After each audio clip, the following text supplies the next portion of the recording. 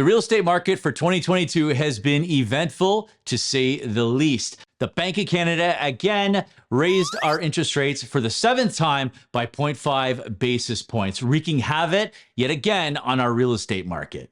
What's up, guys? I'm Andrew Kulakowsky. In today's video, we're going to go through the market numbers for the Niagara region for November 2022. Let's get after it. What's up, guys? I'm Andrew Kulakowsky.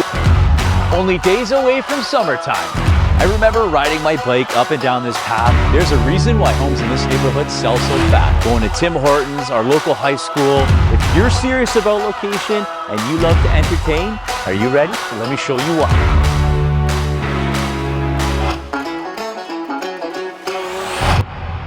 All right, guys, let's get into these numbers. As for sales, we had 335 residential property sales versus 669 sales at the exact same time last year. That's down by 50%.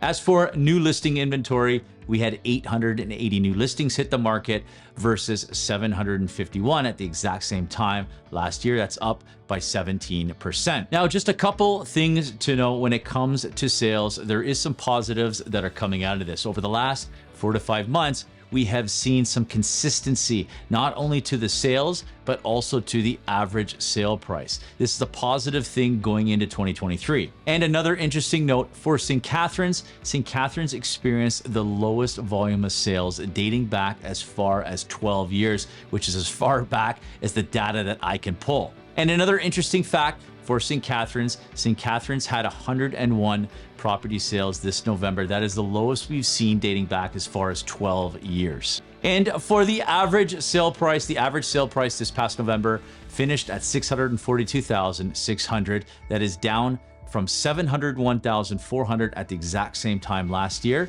which is down by 8%. And as for the average days on market, we were sitting at 43 versus 18 at the same time last year.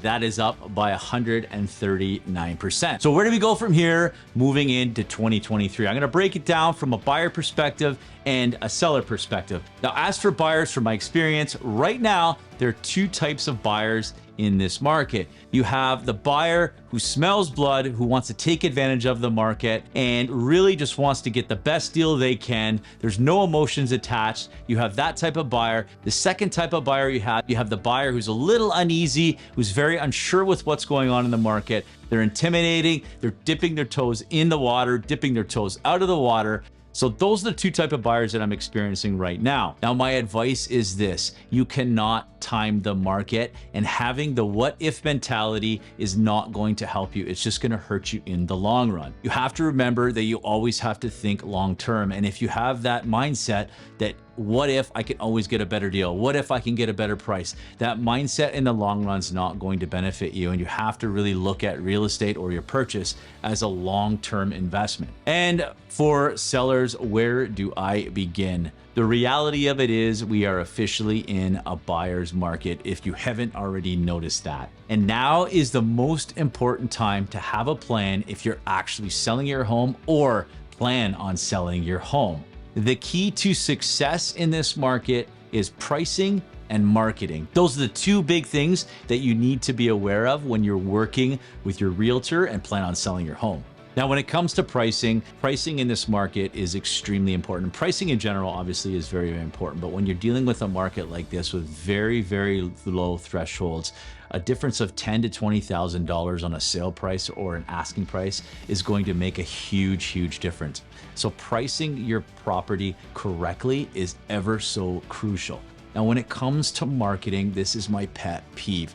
Marketing does not just mean photos or doing a video. There's so much more and so much more involved in good marketing. It has never been so important that these two need to be combined, and it needs to be extremely well thought out and planned with your realtor. But there's one thing to remember, that even if you have an amazing plan in place, it's going to take time. This market has really slowed down. So remember that patience is going to be a virtue.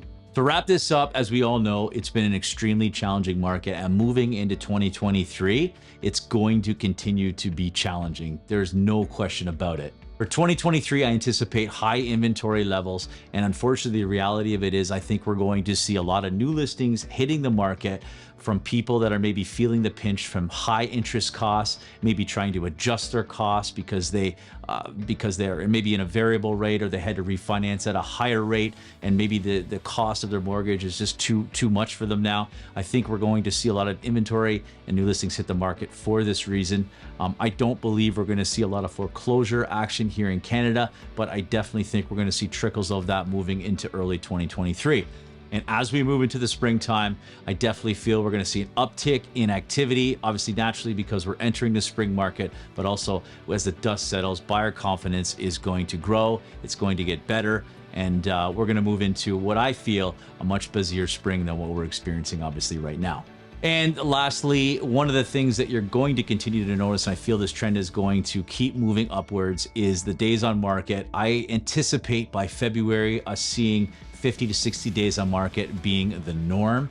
So again, things are going to take time, sellers. It's not going to happen overnight, but stay close, work with your realtor, and make sure you have a rock solid plan in place. But for now, guys, the only thing we can do is weather the storm and see where 2023 takes us. Well, that's it, guys. Thanks for watching my market report. Remember, if you found anything useful about this report, make sure to hit like, subscribe, tap the notification bell so you can stay current on what's going on in the Niagara region. But that's all for now. Thanks for watching, guys. We'll see you guys all on my next video.